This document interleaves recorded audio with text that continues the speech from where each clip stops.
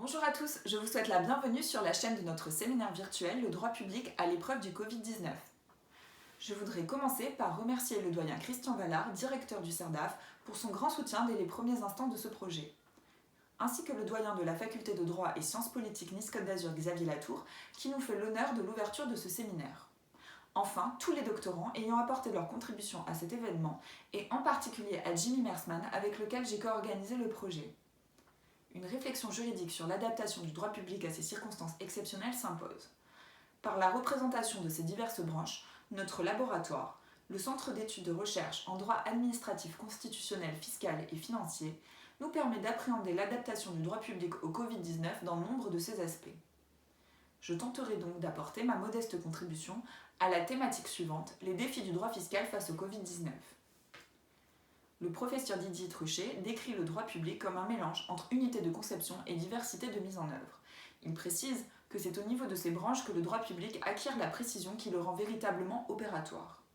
En mars 2020, il écrit que l'épidémie de Covid-19 est interprétée différemment par les diverses disciplines du droit public. C'est ainsi que le droit fiscal trouve des réponses à cette crise dans des solutions apportées par le droit public, tout en étant confronté à ses propres défis. La crise sanitaire majeure qui frappe la France et le monde en ce début d'année 2020 a impliqué de décisions fortes de la part des pouvoirs publics. Le pouvoir de police sanitaire, dont le fondement a évolué au cours de la crise et qui ne sera pas détaillé dans cette contribution, a impliqué des entraves à plusieurs libertés fondamentales. Pour cette étude, nous relèverons en particulier l'entrave à la liberté d'entreprendre et celle à la liberté d'aller et venir. L'entrave à la liberté d'entreprendre a été matérialisée par l'arrêté du 15 mars 2020, complétant l'arrêté du 14 mars 2020, imposant la fermeture des établissements recevant du public, à l'exception de ceux relevant de certains secteurs dits essentiels et limitativement énumérés. Puis l'entrave à la liberté d'aller et venir a imposé aux Français un nombre extrêmement limitatif de déplacements par le décret célèbre du 16 mars 2020, provoquant pour les acteurs économiques, non soumis à la fermeture obligatoire, une diminution massive de leur activité par manque de clients et de fournitures. Ces entraves, bien que se voulant proportionnées à l'urgence sanitaire, et ce constat fera probablement l'objet d'un débat ultérieur, ont engendré une situation économique sans précédent dans notre histoire contemporaine. Bien que les fondements et les réponses soient différents, ce choc économique est comparable à la crise de 1929 dans la violence de la récession et dans son atteinte à l'économie réelle. C'est dans ce contexte que le droit fiscal, largo sensu, se doit de répondre à de nombreux défis. Le premier défi auquel a dû faire face le droit fiscal est un défi rencontré par toutes les branches du droit public. Il s'agit de l'adaptation des délais de procédure à cette crise sanitaire. Compte tenu des difficultés qu'entraîne cette crise, aussi bien pour les administrés que pour l'administration fiscale, le gouvernement a rapidement annoncé l'interruption de la mission de contrôle de la DGFiP.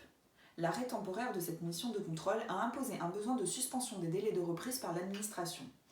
L'article 11 de la loi d'urgence 2020-290 du 23 mars 2020 a autorisé le gouvernement à prendre par voie d'ordonnance des mesures visant notamment à adapter les délais et aux procédures administratives et juridictionnelles. Parmi ces ordonnances, l'ordonnance 2020-306 pose un principe général de report des délais qui viennent à échéance au cours d'une période dite juridiquement protégée. Cette notion de période juridiquement protégée s'inspire de dispositions adoptées dans le cadre des événements de mai 1968. Ainsi, sauf prolongation, la fin de l'état d'urgence sanitaire est normalement prévue le 24 mai, ce qui signifie que le délai de reprise de l'administration est suspendu du 12 mars jusqu'au 24 juin, c'est-à-dire pendant plus de 3 mois. À l'issue de la période de suspension, le délai de reprise recommencera à courir jusqu'à l'expiration du délai légal, donc 3 ans, 6 ans ou 10 ans selon les cas. La DGFiP disposera donc de périodes de plus de 3 mois en 2021 pour procéder à des rectifications au titre des périodes d'imposition qui auraient été normalement prescrites le 31 décembre 2020. Ces rectifications pourront résulter de contrôles engagés en 2020 ou même en 2021. Certaines mesures prévues par cette ordonnance sont donc spécifiques au droit fiscal, les délais en matière fiscale étant pluriels, cette suspension est entendue largement, sans rentrer dans tous les détails. Le second défi relevé par le droit fiscal est celui de l'adaptation de l'administration fiscale en tant que service public.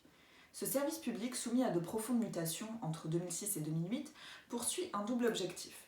La modernisation par l'usage du numérique d'une part, et le renforcement de sa relation aux administrés, notamment les entreprises d'autre part. L'administration fiscale a déjà fait preuve de sa réussite dans son usage du numérique, notamment avec la grande réussite de la dernière campagne d'impôt sur le revenu. Mais cette crise la révèle. Elle s'illustre d'une part par sa célérité et son efficacité.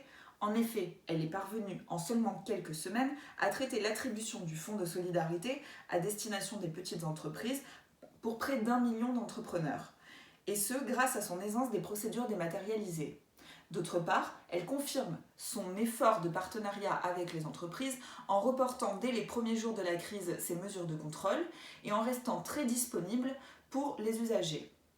C'est ainsi que l'administration fiscale peut confirmer sa place de premier jalon du projet du gouvernement dénommé Action publique 2022. Le droit fiscal a également dû faire face à des défis qui lui sont propres. Il s'agit notamment des problématiques liées aux déclarations. L'administration fiscale a rapidement exprimé sa volonté de reporter la date limite de dépôt de déclaration de résultats de l'exercice 2009 au 30 juin 2020 et a étendu ce report à d'autres déclarations, notamment celle de la CVAE, ou a encore autorisé les entreprises à évaluer temporairement de manière forfaitaire les montants de TVA déclarés. L'administration fiscale a en revanche indiqué que les entreprises ne peuvent bénéficier d'aucun report de délai de souscription des déclarations ou de paiement, ni d'aucune remise de droits en matière de TVA. Dès lors que l'administration fiscale n'intervient en TVA que comme un collecteur d'impôts. Enfin, le dernier défi du droit fiscal a été celui de sa participation au dispositif d'aide aux entreprises. C'est sur ce point que le droit fiscal était peut-être le plus attendu et qu'il déçoit le plus. La loi de finances rectificative de mars 2020 actionne quelques leviers fiscaux afin de répondre à la détresse économique des entreprises face au Covid-19. Cette première loi de finances rectificative ne contient finalement que peu de mesures fiscales à proprement parler. Les dispositifs fiscaux actionnés sont de deux ordres.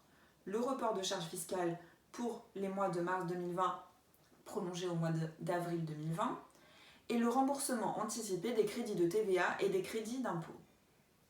Il est précisé pour les grandes entreprises et les entreprises membres d'un grand groupe que les demandes de report des échéances fiscales sont soumises au non-versement de dividendes et au non-rachat d'actions entre le 27 mars et le 31 décembre 2020. Du point de vue des entreprises, ces dispositifs fiscaux sont insuffisants puisqu'il ne s'agit que de report et non pas d'annulation de cotisations fiscales. D'un point de vue juridique, nous pouvons regretter le manque d'originalité de ces mesures fiscales.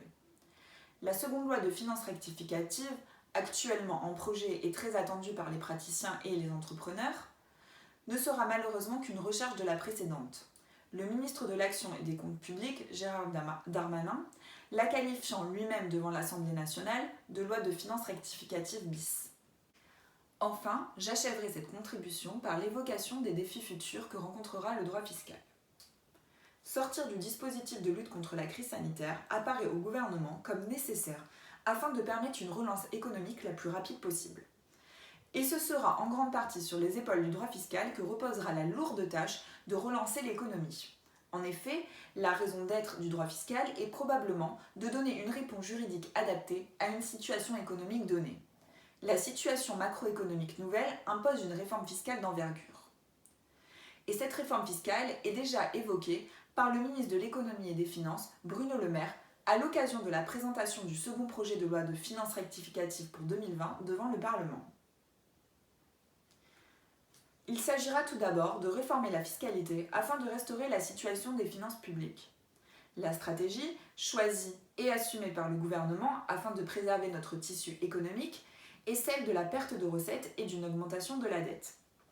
Il conviendra donc de mettre un terme à la montée des déficits et des endettements publics résultant de cette situation économique.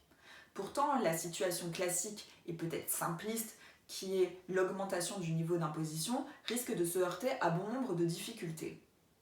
En effet, nous vous rappelons le contexte de la fin d'année 2018 et du début d'année 2019, à propos duquel Michel Leclinch, rédacteur en chef de Gestion et Finances publiques, soulignait déjà que le consentement à l'impôt ne sortirait pas indemne de ce mouvement. Ensuite, formulé comme un vœu pieux, il s'agit de la réforme de la fiscalité afin de répondre aux enjeux environnementaux, avec peut-être l'utilisation d'une fiscalité incitative dans les secteurs dits durables ou une fiscalité punitive dans les autres secteurs. Le tout en maintenant compétitivité et attractivité de la France. Il s'agirait également de réformer la fiscalité afin de restaurer l'autonomie économique de la France, en envisageant également une fiscalité incitative dans les secteurs considérés stratégiques par le ministre de l'Économie et des Finances. Enfin, le dernier enjeu auquel devra répondre le droit fiscal est celui de l'harmonisation fiscale européenne. En effet, cette dernière est repoussée par la plupart des États membres qui veulent garder leur liberté d'action en matière fiscale. Or, cette crise révèle la force de l'Union européenne avec notamment un euro protecteur, ainsi que ses faiblesses avec notamment l'absence d'accord concernant une intégration européenne en matière de dépenses publiques. Je vous remercie vivement pour l'attention portée à ma contribution.